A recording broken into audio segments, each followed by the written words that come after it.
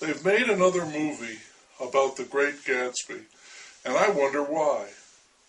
I believe this is the 6th movie about the Great Gatsby. Why are we doing this?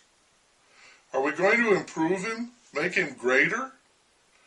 I'm sure Leonardo DiCaprio fills out the suit, and Tobey Maguire is almost endearing enough as Nick, and Baz Luhrmann whips up a sumptuous, nearly edible sets.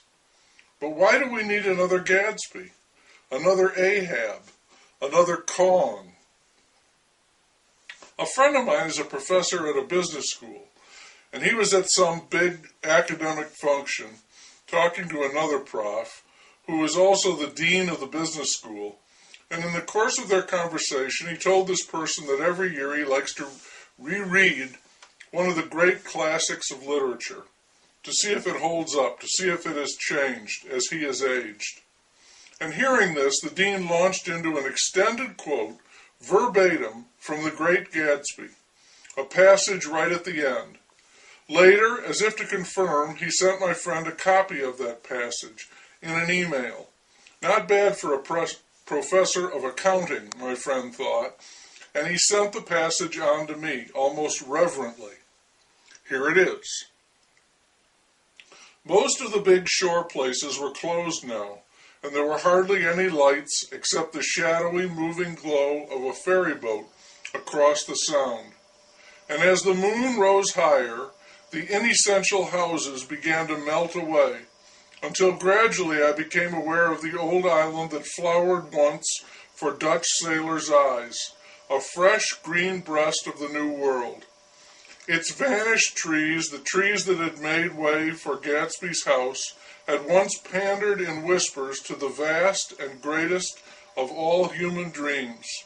For a transitory, enchanted moment, man must have held his breath in the presence of this continent. Compelled into an aesthetic contemplation he neither understood nor desired, face to face for the last time in history with something commensurate to his capacity to wonder. It is a beautiful passage, a beautiful sentiment, beautifully expressed. And it is also, in my mind, pure purple poppycock.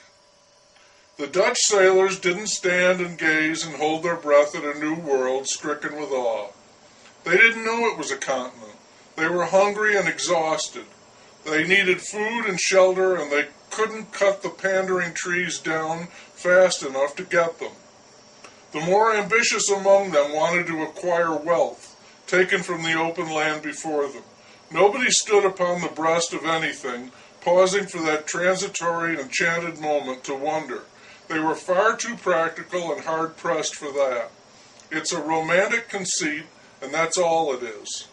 Fitzgerald was a romantic, who had his sensibility and his heart broken by the crass meanness of human life, just as the stock market crash and the Depression vaporized all traces of the Jazz Age, just as overwhelming debt and constant war crush us now. Oh, go ahead and make a new Gatsby if you must, but please eliminate the rosy-fingered dawn. We're all adults here now. It isn't cynicism. It isn't even pessimism. We've seen too much to believe in utopias and golden ages. You can keep the rich pricks who think they are better than everybody else. We've still got plenty of them. They're richer now and even more sure of their lofty station. And you can keep your naive narrator if you like, although that's a stretch. It's Wilson, the man deranged by grief, who must change. That poor, hard-working schmuck is living in reduced circumstances, surrounded by rich pricks who think they're better than everybody else. He's poor, true, but he is not, therefore, stupid. He knows that one of those rich pricks who thinks he's better than everybody else has been banging the snot out of his wife. And another rich prick who thinks he's better than everybody else has gone and run her down and killed her in the middle of the road, smashed her like she was a tardy raccoon. That's too much. He snaps. He's deranged by grief and armed to the proverbial teeth. No more cheap handgun for our Wilson. He's packing an arsenal, and he's in no mood for conversation. He shoots the Buchanans and Gatsby and everyone else who appears before him. A bloody rampage that will eventually include the narrator, Nick Carraway, which means Fitzgerald is going to have to come up with some kind of third-person omniscient ending layered over the voice of the deceased narrator. A technical problem, but one I'm sure he can solve brilliantly based on his own talent and his experience in Hollywood.